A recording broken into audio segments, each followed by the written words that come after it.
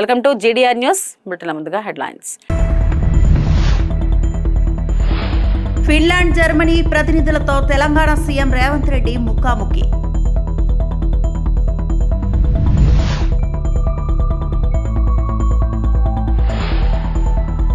ఉప ముఖ్యమంత్రి పవన్తో మంత్రి నిమ్మల కీలక భేటీ.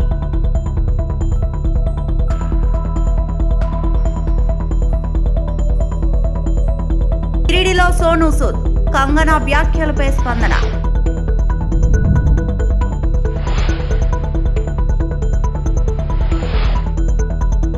హైదరాబాద్లోని డాక్టర్ మర్రి చెన్నారెడ్డి మానవ వనరుల అభివృద్ధి సంస్థ దాసరథి ఆడిటోరియంలో ఫిన్లాండ్, జర్మనీ దేశాల ప్రతినిధులతో తెలంగాణ ముఖ్యమంత్రి రేవంత్ రెడ్డి ముఖాముఖి నిర్వహించారు.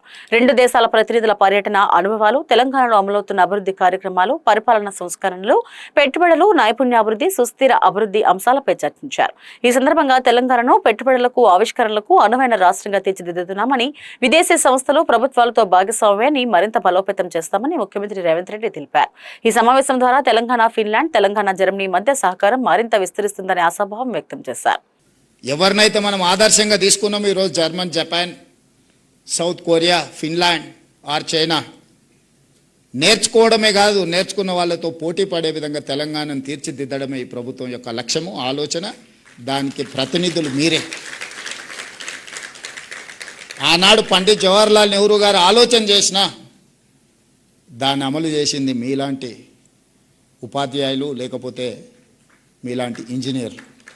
ఈరోజు నేను ఏదైనా ఆలోచన చేసినా, నేను కేశవరావు గారు తెలంగాణ సమాజం పట్ల సంపూర్ణమైన అవగాహన నుండి మేధావులు అని చెప్పగలిగిన వాళ్ళు నా దృష్టిలో ఇద్దరే. ఒకటి జయపాల్ రెడ్డి గారు, రెండు కేశవరావు గారు. నాకు పరిచయం ఉన్న దాంట్లో. నాకు పరిచయం లేని వాళ్ళు మేధావులు ఉండొచ్చు, నేను మేధావులు లేరని వాళ్ళని ఎవరిని తగ్గిస్తలేను. మళ్ళీ ఇది వివాదానికి దారి తీయకుంటే చెప్తున్నాను. జయపాల్ రెడ్డి గారిని ఇందులో భాగస్వామ్యం చేయడానికి వారు లేరు. అందుకే కేశవరావు గారిని ఈ విద్యా సంబంధించిన అంశాలు క్షుణ్ణంగా మీరు పరిశీలించండి, మీరు పూర్తి స్థాయి సమయం ఇవ్వండి. నేను సమయం ఇచ్చిన రాజకీయ పరంగా పొలిటికల్ ఎగ్జిక్యూటివ్ జాబ్ మాత్రమే నేను చేయగలను. ఎగ్జిక్యూటివ్ ఎడ్యుకేషన్ అందించాలంటే మీ సహకారం కావాలి, మీరు బాధ్యత తీసుకోండి అని కేశవరావు గారిని రిక్వెస్ట్ చేసి ప్రభుత్వ సలహాదారుడుగా ముఖ్యంగా విద్యాశాఖను వారి పర్యవేక్షణలో ఈరోజు ఈ ప్రభుత్వం ముందుకు తీసుకెళ్తుంది. అందుకే ఈరోజు పిల్లల్ని బడికి తేవడం, బడికి వచ్చిన పిల్లల్ని ప్రయోజకులను చేయడం చాలా క్యాజువల్ యాటిట్యూడ్లో మనం తీసుకుంటూ వచ్చినాం. ఎందుకంటే గత ప్రభుత్వాలు కానీ ప్రభుత్వంలో ఈరోజు కూడా వెల్ఫేర్ అనే దానికి ఉన్న ప్రాధాన్యత లేదు. ఓట్లను సాధించుకునే ఆలోచనలకు అనుకూలమైన నిర్ణయాలు ప్రభుత్వాల మొదటి ప్రాధాన్యతలో ఉంటున్నాయి. అవి అవసరమే. అధికారం ఉంటేనే ఇవన్నీ చేయగలరు. రాష్ట్ర ఉప ముఖ్యమంత్రి పవన్ కళ్యాణ్ ను నీటిపారుదల శాఖ మంత్రి నిమ్మల రామానాయుడు మర్యాదపూర్వకంగా కలిశారు. రాష్ట్ర అభివృద్ధి, నీటిపారుదల శాఖకు సంబంధించిన పలు అంశాలపై ఇరువురు చర్చించినట్లు సమాచారం.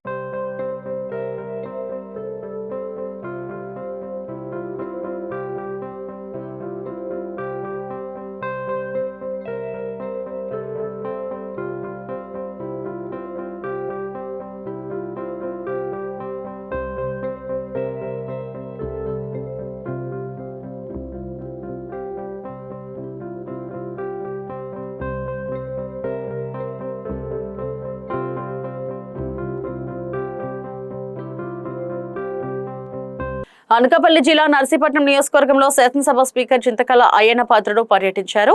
గండికోట గ్రామంలో ఎన్టీఆర్ భరోసా సామాజిక పింఛన్లను లబ్ధిదారులకు పంపిణీ చేసి పలు అభివృద్ధి పనులను ప్రకటించారు. మాకవరపాలెం మండలం గండికోట గ్రామంలో శాసనసభ స్పీకర్ అయ్యన్న పాత్రుడికి గ్రామస్తులు హారతులు, పూల వర్షంతో ఘనస్వాగతం పలికారు. ఈ సందర్భంగా ఎన్టీఆర్ భరోసా సామాజిక పింఛన్లను లబ్ధిదారులకు పంపిణీ చేసిన స్పీకర్ తన కుమారుడు చింతకాల విజయ్ రాజ్యసభలో మాట్లాడటం గర్వకారణమని అన్నారు. ఎంపీ నిధులతో ప్రాంత అభివృద్ధికి మరింత ఊతం లభిస్తుందని తెలిపారు.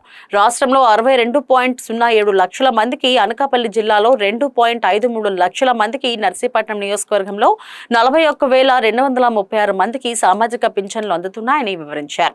మాకవరపాలెం మండలానికి 114 కోట్ల అభివృద్ధి పనులు మంజూరు చేశామని, గండికోట గ్రామంలో అంతర్గత రహదారులు, శ్మశాన వేటక అభివృద్ధికి 40 లక్షలు కేటాయించినట్లు ప్రకటించారు. ఈ కార్యక్రమంలో ప్రజాప్రతినిధులు, జనసేన, టీడీపీ నాయకులు, అధికారులు, గ్రామస్తులు పాల్గొన్నారు. చంద్రబాబు గారు ఏమన్నారంటే ఒకటో ప్రధానమంత్రిగా వస్తున్నారు, మనకు అవ్వదు, కష్టంగా ఉంటుంది, అంటే ఒక రోజు ముందే పరిచయం అని చెప్పారు. అంచేది వేళ అని మన నర్సీపట్నం నియోజకవర్గం వేళ అయిపోయింది, 60% అయిపోయింది. మరి ఎన్నిటిగా మళ్ళీ ప్రధానమంత్రి గారు వస్తున్నారు. మరి వర్క్లు మాత్రం చాలా డబ్బు అవుతుంది. మీకు ఎంత అవుతుందంటే నేను ఇచ్చిన లెక్క ప్రకారంగా ఇప్పుడు మీరు ఇచ్చిన రోడ్లకి 40 లక్షలు అవుతుంది. నేను ఇప్పుడే మీకు అనౌన్స్ చేసింది 40 లక్షలు. 40 లక్షలు మీకు నెల రోజులు ఇచ్చేస్తాం డబ్బులు. ఆ 40 లక్షలు పైసా వేస్ట్ అవ్వకుండా బ్రహ్మాండంగా చేసుకోండి, పాడు చేసుకోవద్దు. తక్కువగా నాకు చిన్న ఊరికి 40 లక్షలు అంటే ఎక్కడే ఎవరు అంత డబ్బు ఇచ్చాం. మీ ఊరికి ఎంత ఇచ్చాం ఇప్పటికి? అది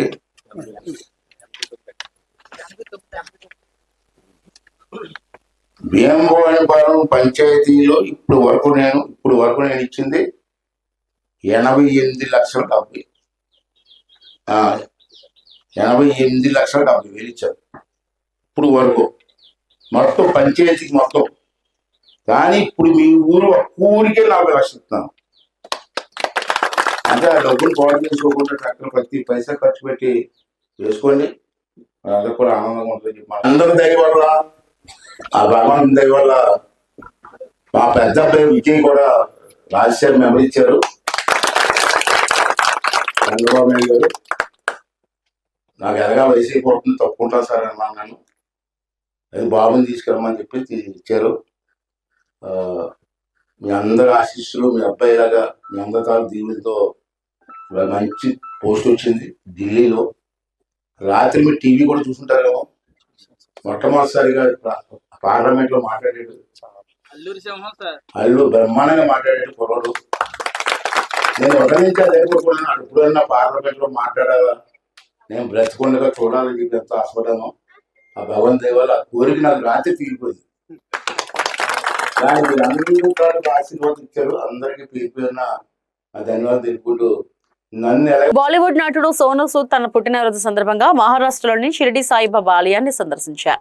అనంతరం నిర్వహించిన మీడియా సమావేశంలో పలు జాతీయ అంశాలపై స్పందిస్తూ విద్యార్థుల నిరసనలపై నటి కంగనా రనౌత్ చేసిన వ్యాఖ్యలపై కూడా తన అభిప్రాయాన్ని వెల్లడించారు. पर मुझे लगता है कि ये जितने युवा लोग हैं वही एक्टर्स बनाते हैं, वही आपको इस मुकाम तक पहुंचाते हैं. जब तक वो आपके साथ रहेंगे तो आप रहेंगे, अगर वो नहीं रहेंगे तो फिर तकलीफ होगी. इसलिए सबको साथ लेकर चलना चाहिए. आपका जो प्रोफेशन है वो कोई भी हो, आप एक्टर हैं, डॉक्टर हैं या कोई भी हैं, जब तक लोग आपके साथ जुड़े हैं तब तक आप का जो अस्तित्व है वो इस दुनिया के अंदर मायने रखता है. अदरवाइज कोई फायदा नहीं. अगर ऐसा कहा है तो बहुत मुझे लगता है कि शर्मनाक बात है. ऐसे नहीं कहना चाहिए. और ऐसे नहीं बोलते कि तोल मोल के बोल. बड़ा ज़रूरी है कि आप सोच समझ के बोलें, क्योंकि जो जनता है वो ही ईश्वर का दूसरा रूप है. ఆనాడు రాహుల్ గాంధీకి మాట ఇచ్చాను కాబట్టి ఈనాడు 3.5 ఏళ్ల మా పార్టీ ప్రభుత్వ రాజకీయ వ్యవహారాల గురించి మాట్లాడలేదని టీపీసీసీ వర్కింగ్ ప్రెసిడెంట్ జగ్గారెడ్డి అన్నారు.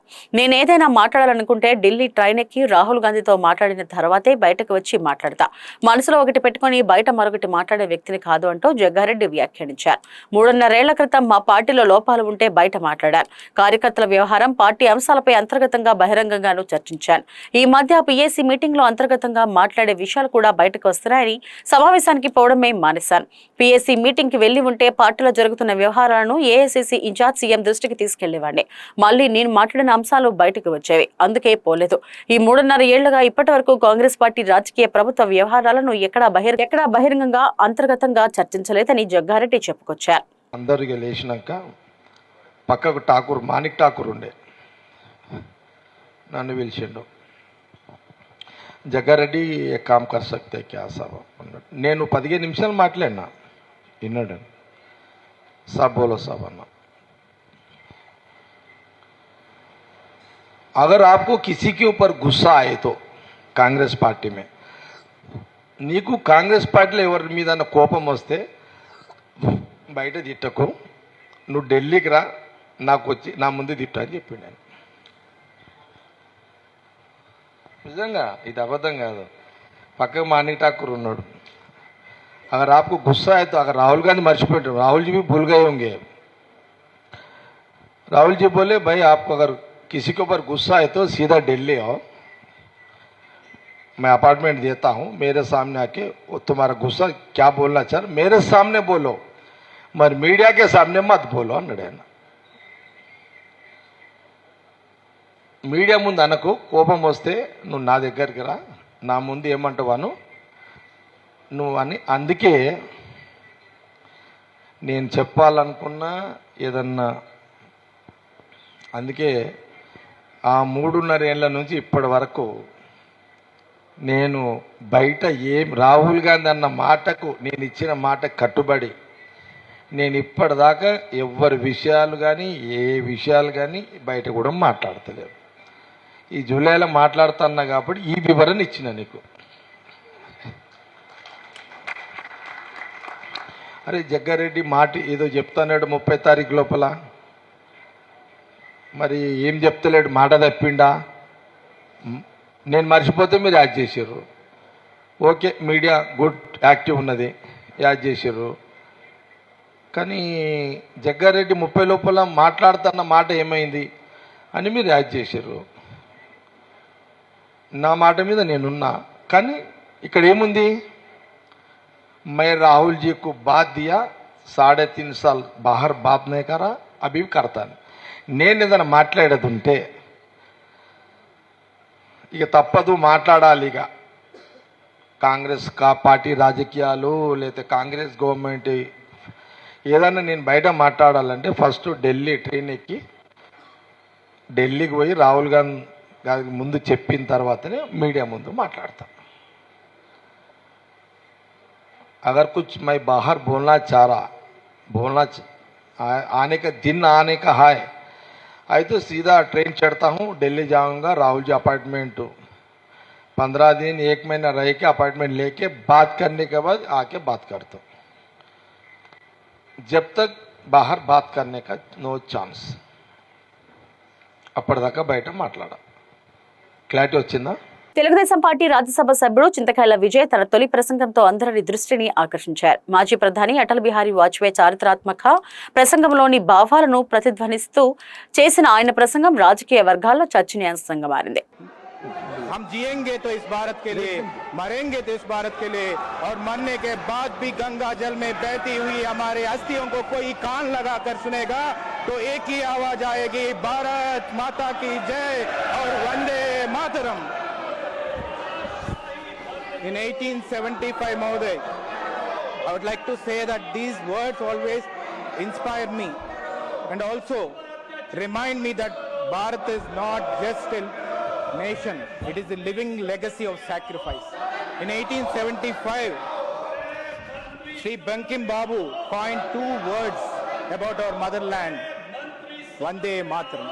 In 1908, a boy of 18, Khudiram Bose, walked to the gallows and final words on his lips as the noose tightened were Vande Mataram.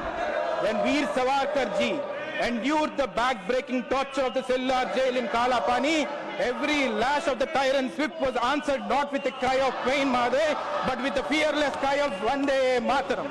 The body may have been chained, but the spirit of Bharat remained unconquered, Mahadev. When Sri Chandrasekhar Azad ji made his final stand in Alfred Park, Allahabad, choosing death over surrender, his final declaration to the universe was Vande Mataram. The great revolutionary from my hometown, Narsipatnam, in Andhra Pradesh, the land forever associated with the legendary Alluri Sita Ramaraju.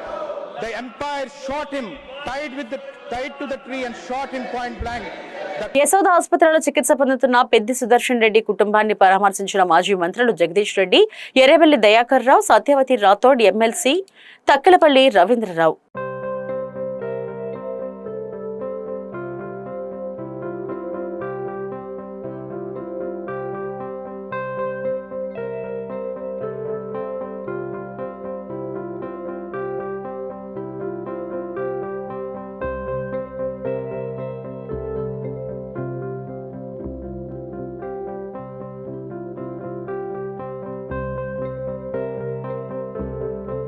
పశ్చిమ గోదావరి జిల్లా ఆచంట మండలం పెనుమంచిలో గ్రామంలో రైతుల పరిస్థితి ఆందోళనకరంగా ఉంది.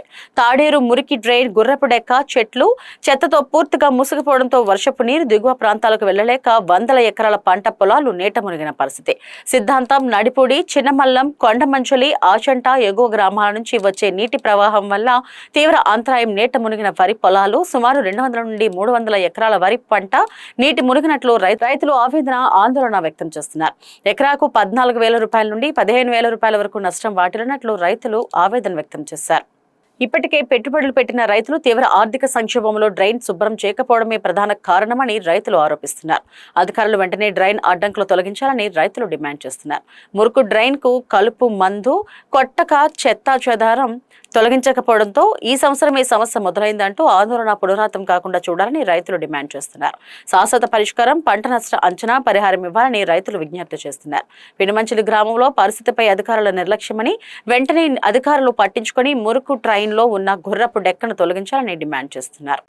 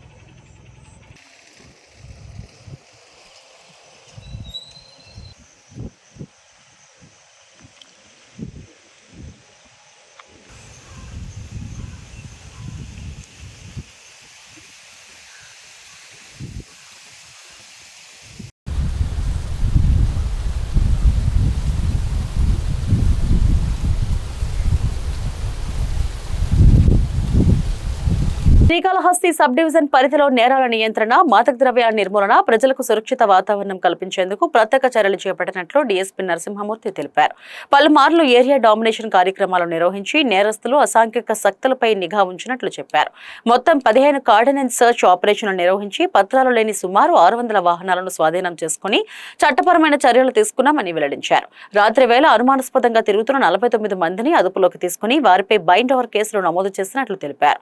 అలాగే ప్రజా శాంతికి భంగం కలిగించే అవకాశం ఉన్న 55 మందిపై కూడా బైండ్ ఓవర్ చర్యలు చేపట్టినట్లు చెప్పారు. ఈ మీడియా సమావేశంలో 1 టౌన్ సీఐ వెంకటేశ్వర్లు పాల్గొన్నారు. చట్టాన్ని ఉల్లంఘించే వారు కానీ చట్టాన్ని చేతిలోకి తీసుకునే వారి పట్ల వారిని గుర్తించడం జరిగింది. ఇప్పటిదాకా 55 మంది మీద ఇప్పటిదాకా బైండ్ ఓవర్ చేయించడం జరిగింది. రాబోయే మున్సిపల్ ఎలక్షన్స్, పంచాయతీ ఎలక్షన్ పకడ్బందీగా మేము ఇప్పుడు గ్రామాలను సందర్శించడం, గ్రామాల్లో సమస్యలు తెలుసుకోవడం, గ్రామాల్లో ప్రాబ్లమాటిక్ పర్సన్స్ ఎవరున్నారు, ఇష్యూస్ ఏమున్నాయి, ఆ ఇష్యూస్ రెవెన్యూకి సంబంధించిందా, పోలీస్ సంబంధించిందా, ఇతర డిపార్ట్మెంట్ సంబంధించిందా అనే విషయాలను కూడా అన్ని విషయాలు క్షుణ్ణంగా మేము నోట్బుక్లో రాసుకోవడం, ఒక డేటా తయారు చేయడం జరుగుతున్నది. ఆ విషయాల్లో కూడా ప్రోయాక్టివ్ పోలీసింగ్ అంటే అలాంటి ఇష్యూస్ ఏమైనా ఉంటే ఎవరితో సంప్రదించాలి, ఆ సమస్య పరిష్కారం ఎవరు చేయాలనే విషయాల మీద దృష్టి పెట్టడం జరిగింది. సమస్యలని పరిష్కారం చేయడానికి ప్రయత్నం చేస్తున్నాము. గ్రామాలను కంటిన్యూగా సందర్శించడం జరుగుతున్నది. గ్రామంలో అన్ని విషయాలు తెలుసుకోవడం జరుగుతున్నది. మున్సిపాలిటీలో కూడా విజిబుల్ పోలీసింగ్ పెంచడం జరిగింది. మున్సిపల్ ఎలక్షన్ కూడా మేము సిద్ధమవుతున్నాము అనే విషయం మీ ద్వారా తెలియజేస్తున్నాను. ఇది మాకు సబ్ డివిజన్లో ఉన్న క్రైమ్ సంబంధించిన సమాచారం. మనకు నాగేశ్వరరావు గారు వారి సహకారంతో, వారి మిత్ర బృందం సహకారంతో చాలా రోజుల నుంచి మేము మాట్లాడుకుంటున్నాం. అనేక సంక్షేమ కార్యక్రమాలు. బెంగళూరు, చెన్నై నగరాలను చిత్తూరు వారు ఏలుతున్నారంటూ తాను చేసిన వ్యాఖ్యలపై ఎమ్మెల్యే గురజాల జగన్మోహన్ స్పష్టతనిచ్చారు. తెలుగువారు దేశంలో ఎక్కడైనా తమ ప్రతిభతో రాణిస్తారనే ఉద్దేశంతోనే ఆ మాటలు అన్నారని, ఇతర రాష్ట్రాలను లేదా భాషలను కించపరిచే దురుద్దేశం తనకు లేదని స్పష్టం చేశారు. రాజకీయ ప్రత్యర్థులు కేవలం రాజకీయ లబ్ధి కోసమే తన వ్యాఖ్యలను వక్రీకరించి వివాదం సృష్టించారని ఆయన ఆరోపించారు. తన వ్యాఖ్యల వల్ల ఎవరైనా మనస్తాపానికి గురై ఉంటే వారికి బేషరతుగా క్షమాపణలు కోరుతున్నట్లు ఎమ్మెల్యే జగన్ వెల్లడించారు. నేను కామన్గా ఏం చెప్పానంటే, మన ఆంధ్ర రాష్ట్ర ముఖ్యమంత్రి కూడా చిత్తూరు నుండి ప్రాతినిధ్యం వహిస్తున్న వ్యక్తి. అలాగే చిత్తూరు వాళ్ళు బెంగళూరులో కానీ చెన్నైలో కానీ మంచి స్థాయిలో ఉండారు. దేశ ప్రధాని కూడా కీర్తించే ఒక వ్యక్తులు చిత్తూరు వారు అని చెప్పుకుంటూ నేను మాట్లాడడం తప్పితే ఏ ఒక్క వ్యక్తిని కానీ, ఏ ఒక్క భాషని కానీ, ఏ ఒక్క ప్రాంతాన్ని కానీ ఎక్కడ కించపరిచే విధంగా ఎవరి దగ్గర మాట్లాడను, ప్రవర్తించను కూడా. మా అధినాయకుడు సూచనల మేరకు ఎప్పుడు కూడా మా పార్టీ మేము ఎప్పుడు కూడా మంచి పద్ధతిగానే నడుచుకుంటాం. కొందరు రాజకీయ లబ్ధి కోసం ప్రాంతీయ తత్వాన్ని, కులతత్వాన్ని, మతతత్వాన్ని రెచ్చగొట్టే పార్టీలో నాయకులు ఉంటారు. ఎక్కడైనా తప్పు, ఇది తప్పుగా మాట్లాడినాడు గురజాల జగన్మోహన్ చిత్తూరు ఎమ్మెల్యే అని భావించే ఏ ఒక్క కన్నడిగా అయినా, ఏ ఒక్క కన్నడ అభిమాని అయినా భావిస్తే ఖచ్చితంగా మీ అందరి తరపున, మళ్ళీ ప్రత్యేకంగా నా తరపున వారందరికీ క్షమాపణ చెప్పడానికి నేను ఎప్పుడూ సిద్ధంగా ఉంటా. నాకు తెలిసిన ఒకే ఒకటి ఏమరా అంటే, ఇక్కడ నుండి పోయినప్పుడు ఆ ప్రజలు, ఆ ప్రాంతం నన్ను ఆదరించింది. ఇదివరకు నేను అనేక సభల్లో చెప్పుంటా, ఇక్కడ నుండి పోయి బెంగళూరులో బాగా బతికి అక్కడ నుండి తిరిగి సొంత ఊరికి వచ్చి అభివృద్ధి చేయాలనే ఒక మంచి లక్ష్యంతో వచ్చిన వ్యక్తిని అని చెప్పాను. ఎవరికి ఏది దొరకలేదు, ఎమ్మెల్యే పైన ఏదన్నా చేయాలి చెప్పాలన్నా అదేదో ఒక ప్రాంతీయ తత్వాన్ని, భాషా తత్వాన్ని రెచ్చగొట్టే విధంగా ప్రొలోక్ చేశారు. అది భగవంతుడు, అమ్మవారే చూసుకుంటారు. అమ్మవారి సన్నిధిలో చెప్తున్నా, ప్రజలకి మంచి చేయాలి, అందరూ కలిసిమెలిసి ఉండాలి అనే ఒక గొప్ప సిద్ధాంతాలతో మా నాయకుడు కూటమి ప్రభుత్వం ఎలాగైతే రన్ చేస్తున్నాడో, ఇక్కడ చిత్తూరులో కూడా నేను అందరితో కలిసిమెలిసి మంచి అభివృద్ధి జరుగుతుంది. ఎప్పుడూ లేని విధంగా చిత్తూరు ప్రజలు కూడా హర్షిస్తున్నారు. దీన్ని ఓర్చుకోలేని కొందరు నాయకులు రోజు హడావిడి చేస్తుంటారు. అక్కడెక్కడో పోయి ఒక ఇసుక లారీని పట్టుకొని ఇసుక తరలిపోతా ఉంది. తిరుపతిలోని స్విమ్స్ మహిళా హాస్టల్లో జరిగిన ఫుడ్ పాయిజన్ ఘటనపై ఎన్ఎస్యుఐ తీవ్ర ఆందోళన వ్యక్తం చేసింది. ఘటనపై సమగ్ర విచారణ జరిపి బాధ్యులపై కఠిన చర్యలు తీసుకోవాలని డిమాండ్ చేసింది. స్విమ్స్ మహిళా హాస్టల్లో ఫుడ్ పాయిజన్ ఘటనపై స్వతంత్ర విచారణ కమిటీని ఏర్పాటు చేసి బాధ్యులపై చర్యలు తీసుకోవాలని ఎన్ఎస్యుఐ జిల్లా ప్రధాన కార్యదర్శి షేక్ మొహమ్మద్ మన్సూర్ కోరారు. విద్యార్థులకు మెరుగైన వైద్యం అందించి భవిష్యత్తులో ఇలాంటి ఘటనలు పునరావృతం కాకుండా కఠిన చర్యలు చేపట్టాలని డిమాండ్ చేశారు.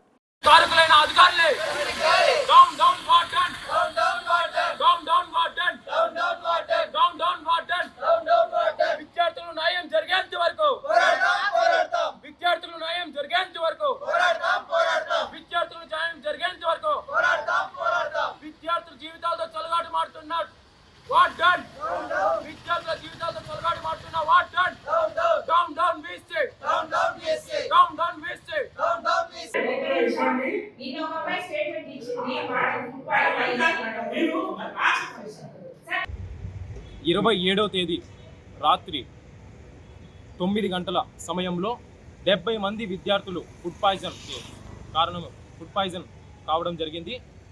ఇది విద్యార్థి సంఘాలకి నిన్న ఆఫ్టర్నూన్ 4 o'clock ఇంటిమేషన్ రావడం జరిగింది. వెంటనే విద్యార్థి సంఘాలు అందరూ కలిసి హాస్టల్ దగ్గరికి వెళ్ళి విచారించగా ఇన్ఛార్జ్ కాలేజ్ ప్రిన్సిపల్ మరియు హాస్టల్ వార్డెన్ ఇర్రెస్పాన్సిబుల్గా మాకు ఫుడ్కి ఎటువంటి సంబంధం లేదు, ఫుడ్ పాయిజనే జరగలేదు అంటున్నారు. అక్కడే ఉన్న విద్యార్థుల్ని విద్యార్థి సంఘ నాయకులు ఎన్ఎస్వై విద్యార్థి సంఘం తరఫున అడిగి మేము సమాచారం తీసుకున్నాము.